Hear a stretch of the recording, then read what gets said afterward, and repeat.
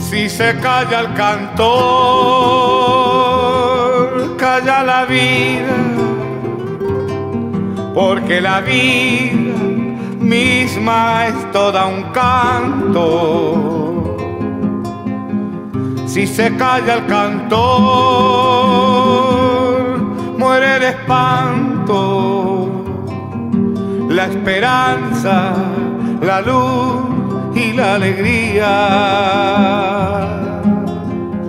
Si se calla el canto, se quedan solos los humildes gorriones de los diarios, los obreros del puerto se persignan. ¿Quién habrá de luchar por su salario? ¿Qué ha de ser de la vida si el que canta no levanta su voz en las tribunas? Por el que sufre, por el que no hay ninguna razón que lo condene a andar sin manta. Si se calla el cantor,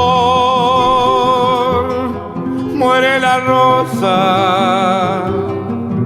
¿De qué sirve la rosa sin el canto? Debe el canto ser luz sobre los campos, iluminando siempre a los de abajo.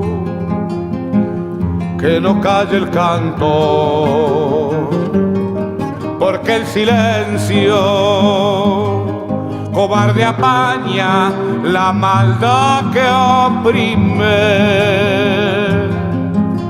No saben los cantores de agachada, no callarán jamás de frente al crimen.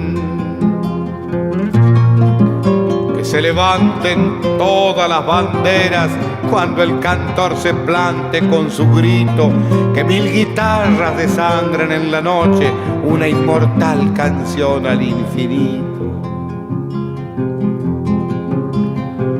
Si se calla el cantor,